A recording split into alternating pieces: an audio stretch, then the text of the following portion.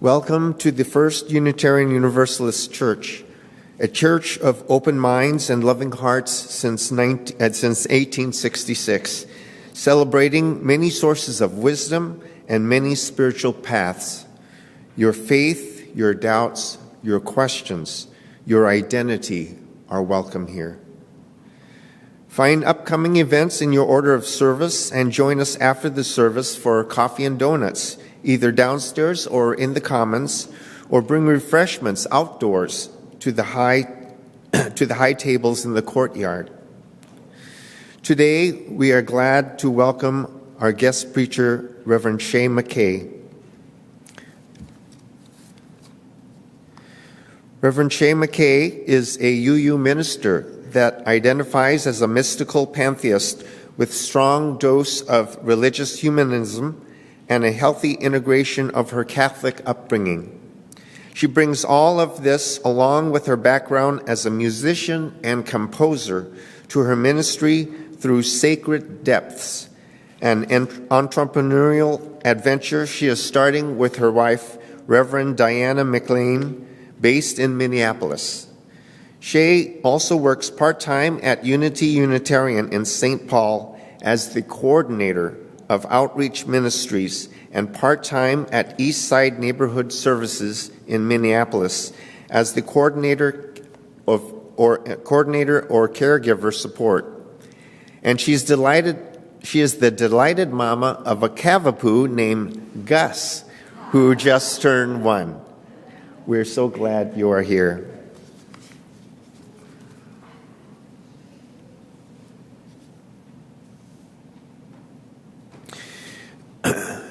Beginning in June, we will donate our entire offering collection, most Sundays, to monthly justice partners. Instead of splitting the collection 50-50, we will hold occasional collections for the church itself throughout the year.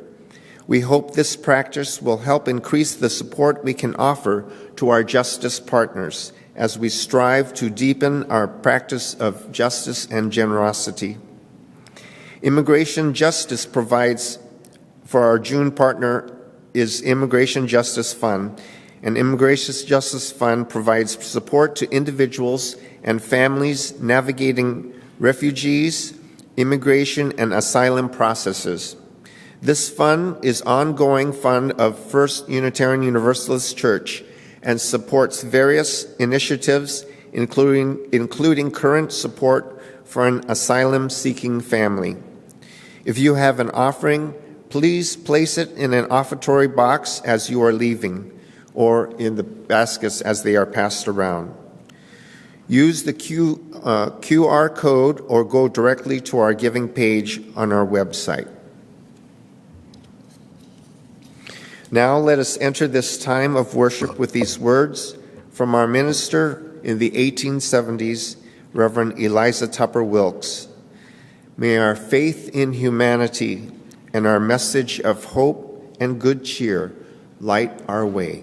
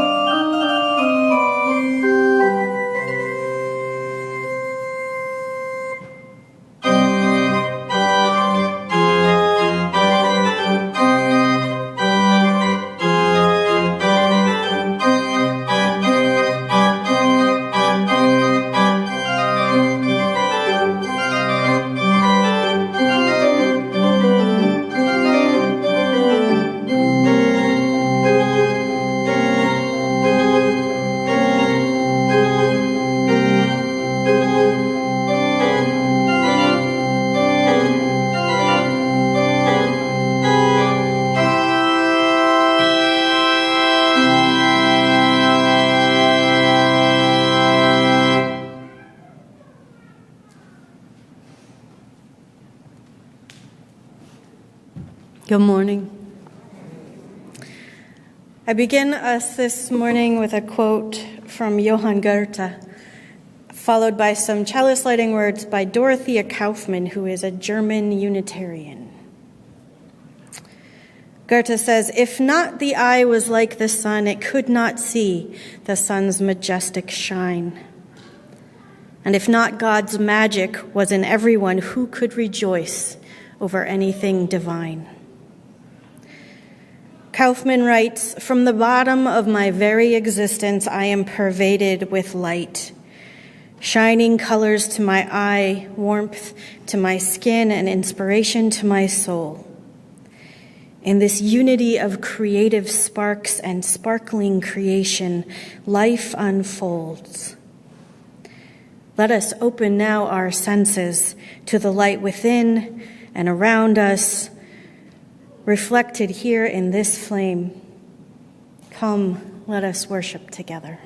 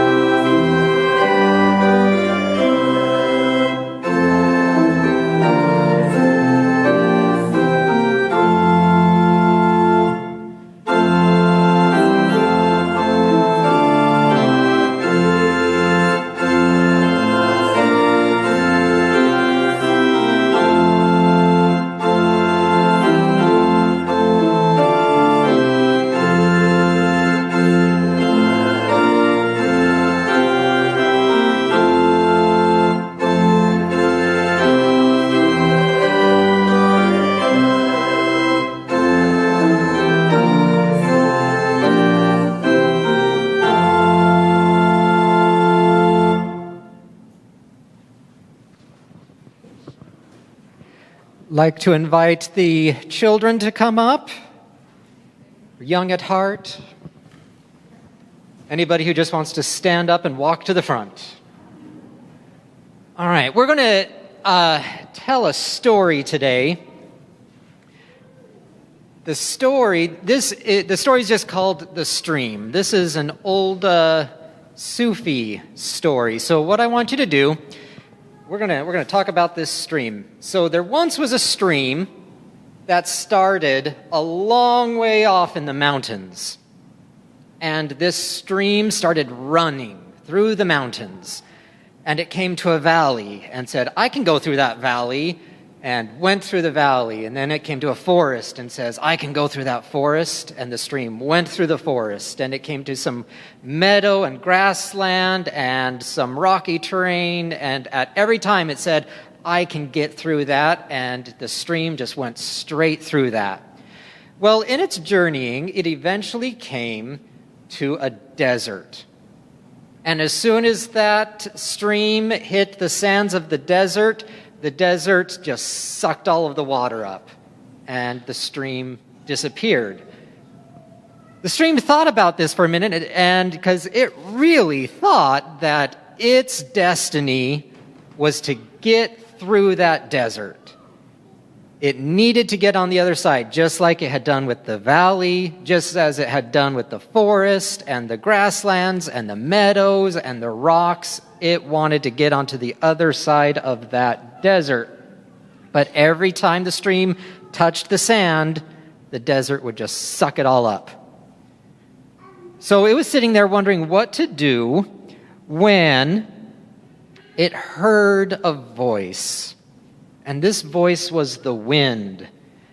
And the wind said, I can cross the desert, and so can you.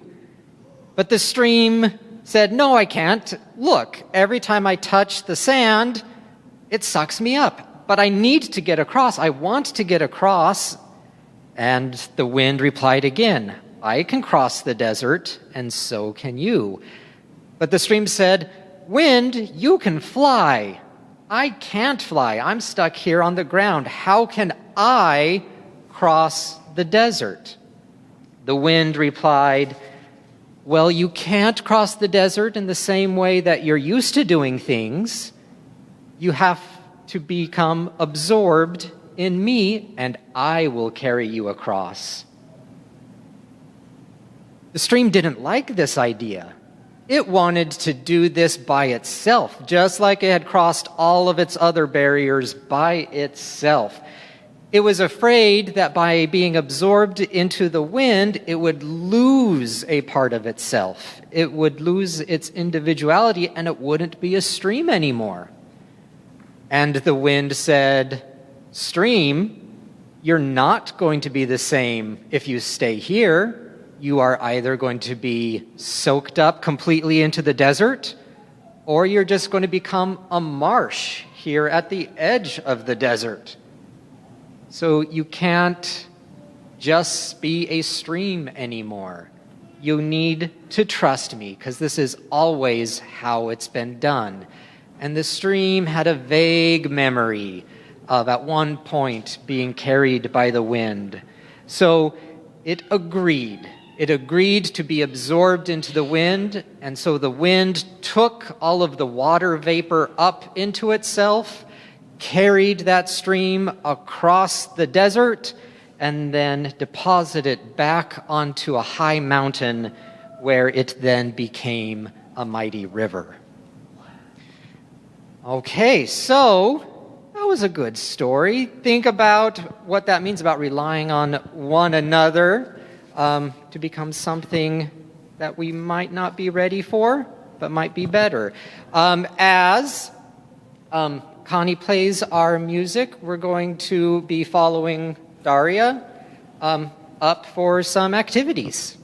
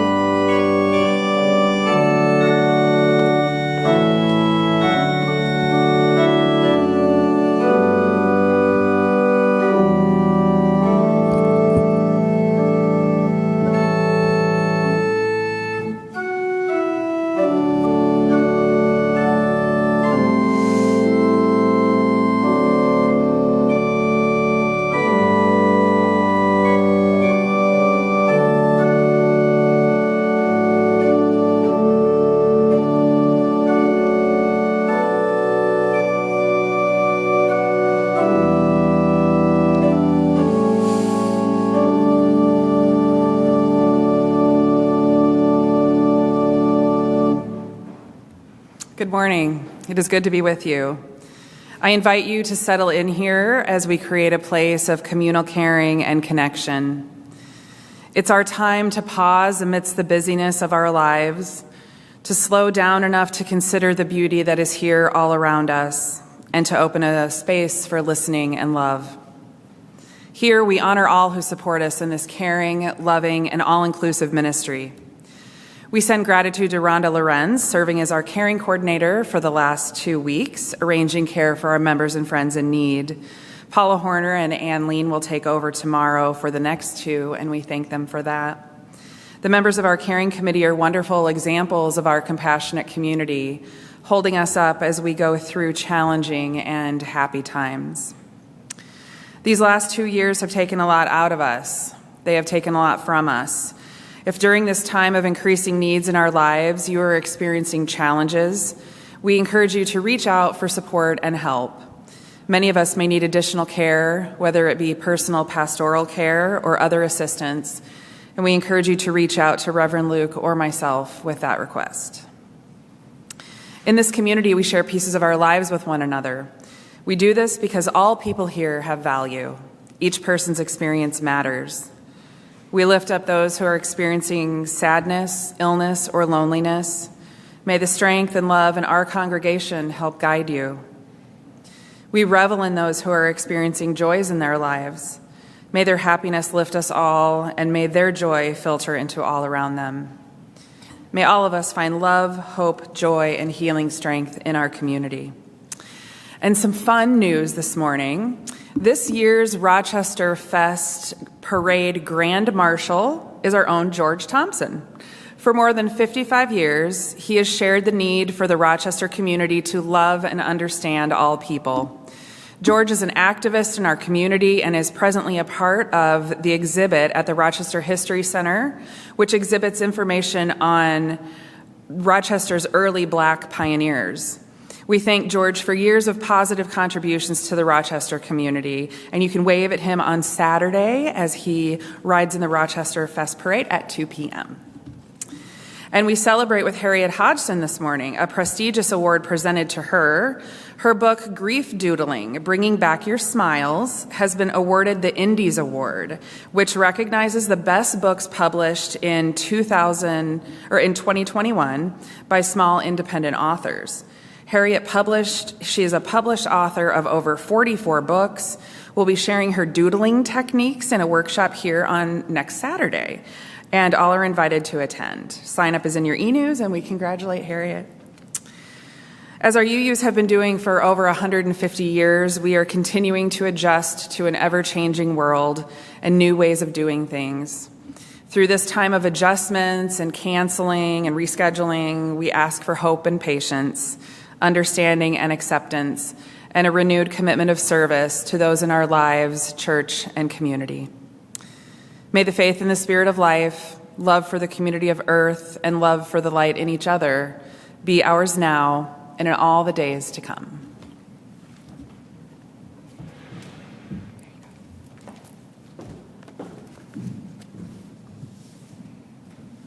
Will you join me now in a moment of prayer? Spirit that moves and shines through all things, we pray that when joy and delight comes into our lives, we can offer gratitude. We can see the abundance of our lives and generously share with others. We pray that when sorrow and grief come, that we can find comfort in the beauty around us and the strength within us. And we pray that when change comes, as it always does, we can find the courage to move towards it, the inspiration to shape it, to form it into something that enables all of us to thrive and to shine. May it be so, and amen. And now we will take our collection for the Immigration Justice Fund.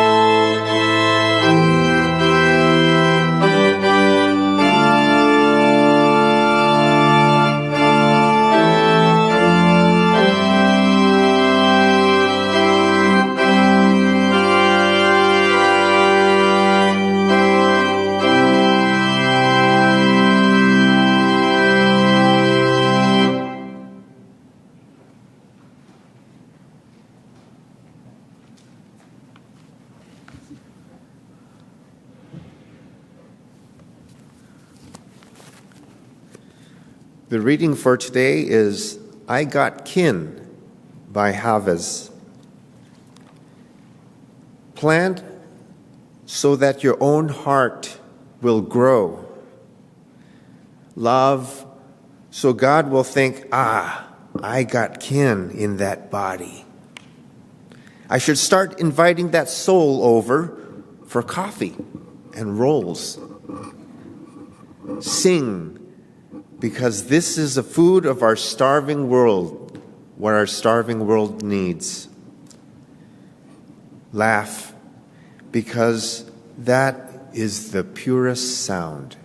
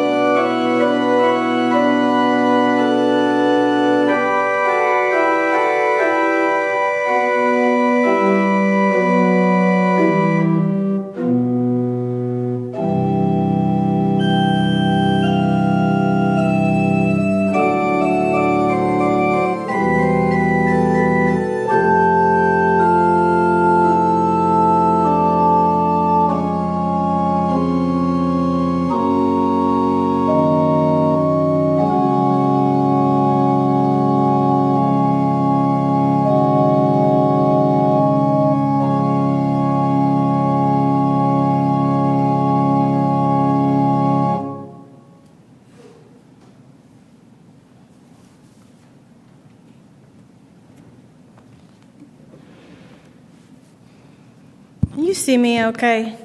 Okay, that step makes me feel all high and mighty, and I'm not.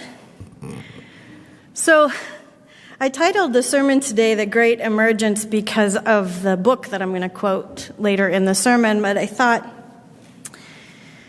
when I was in seminary, I was told you always start a sermon with a personal story, because that's what grabs people's attention, and I thought, what story could I tell about a great emergence? And I thought, it's Pride Month. I could tell my coming out story, my emergence into the world as a queer person, but it's actually not a very exciting story. So it probably wouldn't serve the purpose of grabbing your attention. So let's pretend I told you that story and it was really exciting. And now we're going to move into the meat of this sermon. So Phyllis Tickle was an American author. She was the founding editor of the religion section of Publishers Weekly 70 years ago. And she wrote lots and lots and lots of books, almost as many as Harriet. And she wrote a lot of books about religion and culture. And one of her most popular and famous books was called The Great Emergence. She wrote this one in 2008, after having been working in religion and culture for decades.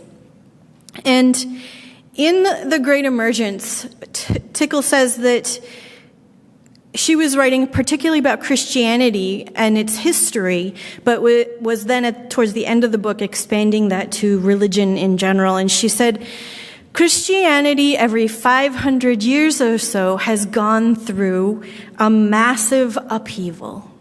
And we can look at, she picked out 3 of these that had happened throughout the history of Christianity. The most recent being the Great Reformation that we know 500 years ago, when Protestants sort of began spreading throughout the world. And every 500 years, this magical, mysterious upheaval happens, and the church and religion as we know it emerges into the world in new and unimagined ways and becomes something that we could have never predicted. And we, in the process, the church itself and faith and the people within that church reject old ideas, create and embrace new ideas, but also take what we have learned over the past and transform them into something new and exciting and creative. She says ultimately the old expression of our faith, of our religion, is refurbished and revitalized, while a new and vital form is created. She calls these times of radical shift great emergences. And she says that we are in one of these great emergences again. We are now 500 years after the Reformation, and it is time in our society for us to make another radical shift, for us to change what church is, what church looks like, what religion and spirituality are, how we define these things, and how we define ourselves as part of them. She says what we need to move into, what we need to become, needs to be more global, more relational, less hierarchical, more paradoxical as we embrace technology and science and faith at the same time, and more mystical as we move back into a world of magic and awe and wonder and curiosity that we, especially as Unitarians and Universalists, kind of lost touch with over the past century as we embraced humanism and kind of moved away from the mystical and the spiritual aspects of our faith. Now, Phyllis Tickle focuses most of her book on the past great emergences, the ones that have formed us up until this point. And it's only in the very small, slim final section of the book that she begins to talk about the great emergence that we are now in. And she wrote this in 2008, which was, just sort of at the beginning as things in the world were really starting to shift quite a bit. Of course, that was long before the global pandemic changed how we live our lives. So it's a little bit outdated, but it still is relevant in our thinking as we move out of the pandemic and into a new world. Basically, what she's saying is that every 500 years or so, the church and religion and how we understand these things comes up against that desert. We've been flowing as a stream, gathering power, gathering water, coming down from the mountains. We've figured out how to make our way around and through obstacles like trees and boulders and valleys and everything else. But we are now at the edge of a desert. And we have to figure out how to continue moving forward in a new way, in ways that we've never had to before, because our world has changed, and we need to change with it. There are a lot of different ways to define emergence, but the one I want to focus on today is the process of coming into being. The process of coming into being.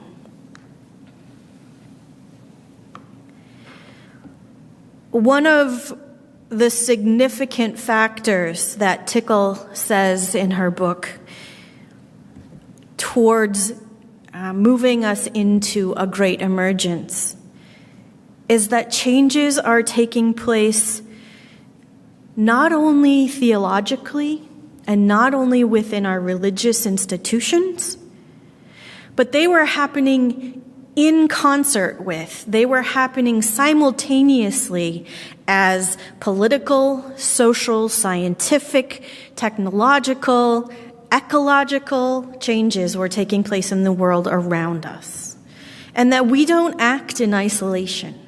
We never have, and we cannot continue to be a vital living faith if we do act in isolation. She says that the church, whatever church that happens to be, us as UUs, or the Christian church, or the Islamic faith, or the Jewish faith, that the church exists within its own cultural framework of the larger society that it is in. And that framework is constantly being shaped by science and technology and the world, the natural world around us, and of course all the political and sociological factors of the world that we live in. And these things obviously affect who and what we are, just as we hope to affect what's happening outside of our walls, as well as what happens within them. As I said, Phyllis Tickle's book focuses mostly on the past, but there's another American author named Brian McLaren who wrote a book a year after, in 2009, called Everything Must Change, which is a much more understandable title than The Great Emergence. Brian asks in his book, his primary question is, what would need to happen? And again, he's Christian, so forgive the references here to Christianity, but hopefully we can expand this to our own faith as well. He says, what would need to happen for the followers of Jesus to become a greater source for good in relation to the world's big problems? He goes on to point out that Christianity specifically, but religion in general, has kind of lost touch. It's fallen behind what the needs are in the world and what the issues and the social problems are and where the world is at. And he asks over and over again, what would need to happen to move us into a radical new idea of how we as people of faith relate to the problems of the world, the larger world? What would need to happen? What desert do we need to come up against? What wind do we need to have speak in our ear? He says, somehow, some way, we need to figure out a fresh way to frame our old stories. Somehow, some way, we need to be creative enough and brave enough to move into a wild and radical way of believing that what we've done in the past is valuable. It got us to where we are today, but it will not carry us any further. He says, what we need is a great new becoming, a great emergence, a great new becoming.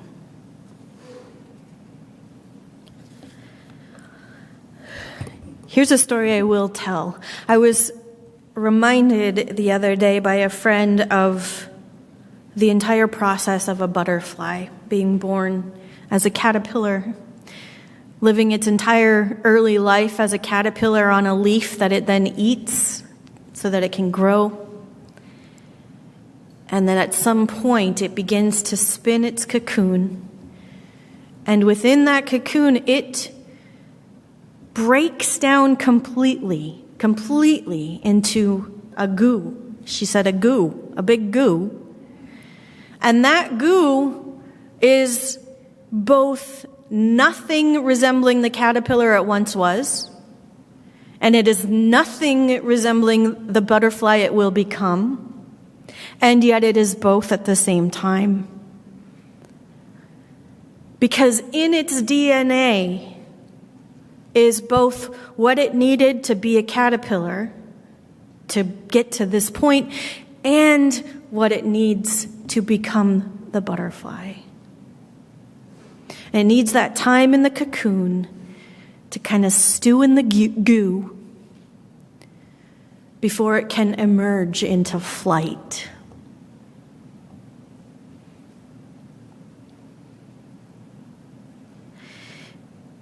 What I take from that story in regards to us as individuals in faith, as congregations in faith, is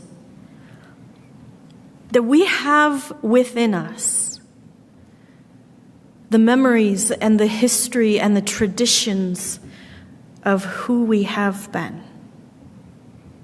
our ancestors' stories, those murmurings of the caterpillar. We have that within us.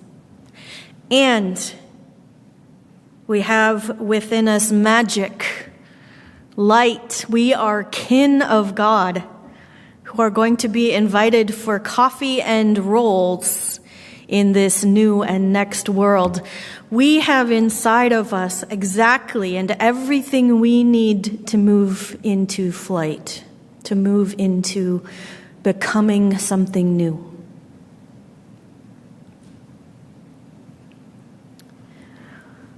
I think that your theme this summer is counting blessings. And we can often think that change means we need to let go of everything. Let go of everything in the past and move into something in the future. And that's not entirely true, because what we have had and been in the past is useful. It is powerful. It is things that we should be grateful for. It has made us who we are and brought us to where we are today. And we are required to let go enough to be transformed into something new. Our shifts, our changes, our emergences and transformations are not as instinctual as that caterpillar's, who doesn't even know really what it's doing. Its body just does it. We as human beings have choice, we have agency, we have influence and curiosity over where we go and what we do, of how we live our lives and how we affect the world around us.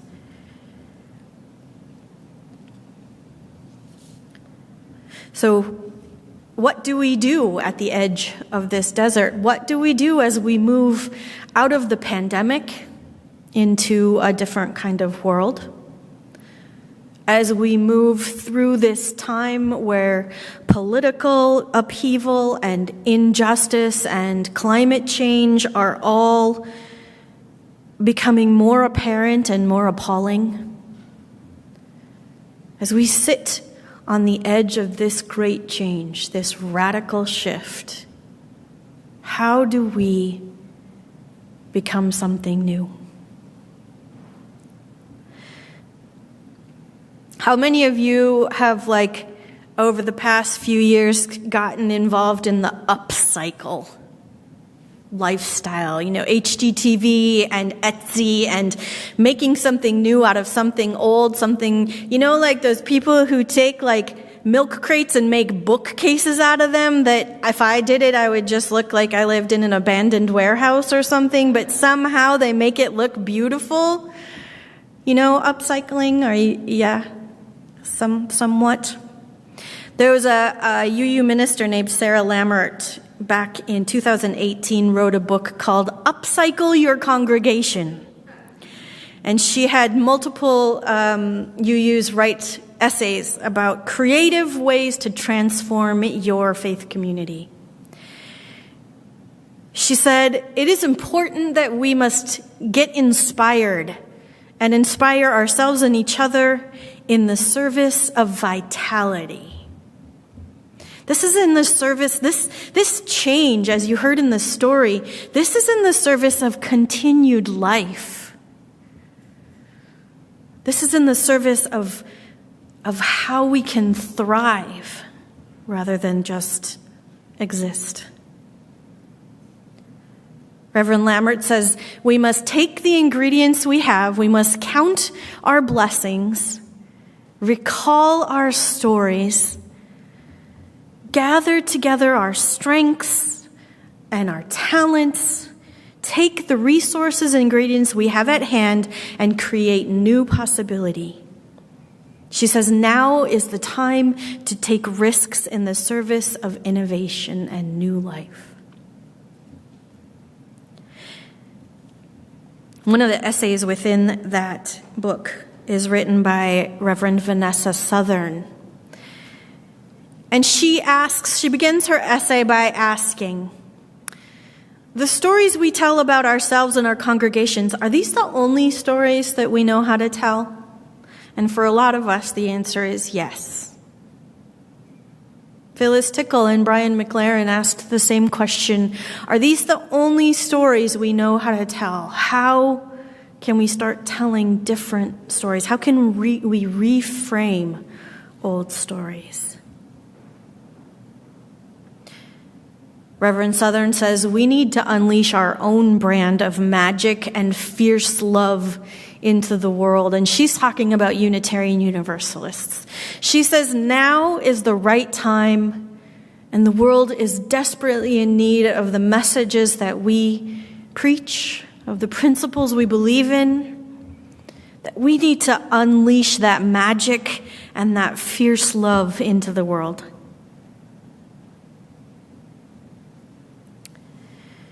We have to move away from problem-centered stories, the stories that are about unmovable barriers we think are unmovable, the stories about uncontrollable obstacles or circumstances that we think are uncontrollable. And sometimes they are. And sometimes those barriers are unmovable. You can't move a whole desert just because you're a stream that wants to get to the ocean. But we need to move away from those problem-centered stories. She says, and we need to pay attention to where the life stories are moving in our community. Where are the stories about spirit? Where are the stories about abundance and joy? Where are the stories about radical shifts and fierce love and unbelievable courage? Where are those stories in our communities and in ourselves? And how do we start telling those stories?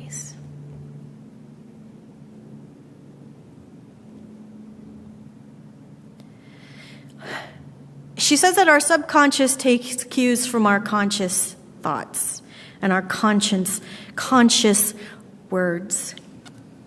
You can test this out, because if you've ever, all of a sudden you start thinking about buying a car, let's say a Prius, and so, you've kind of done a little research and that's in the back of your mind, and then you see Priuses everywhere. Every commercial that comes on, every person you know suddenly owns a Prius.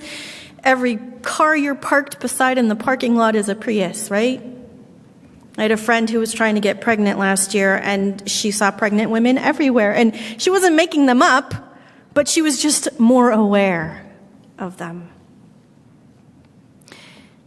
This is why stories are so powerful. The stories we tell filter what our subconscious pays attention to. And if we're telling stories about obstacles and problems and hazards and uncontrollable circumstances, then that's all we're going to see in our lives and in our world. But if we can start finding and telling the stories of thriving and abundance and love and courage and joy, then hopefully that's what we'll see in our world, and that's what will be in our world.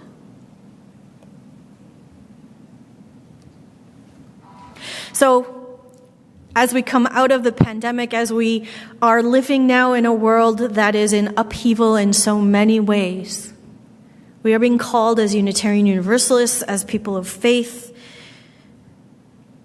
to look at our blessings, to count our resources and our talents and our gifts, to look back at our traditions, our histories, take what we need, and then get creative with them and upcycle them into something new. Something that will help us fly. Something that will help us become. Something that will help us emerge into a new way of living, into a new way of being in the world and affecting the world around us. May it be so, and amen.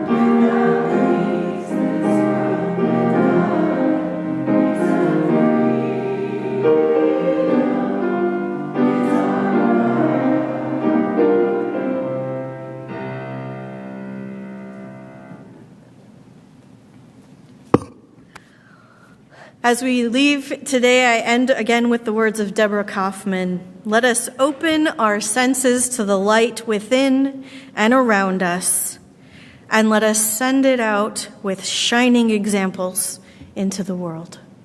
Go in peace. May you be at peace, and may you spread peace.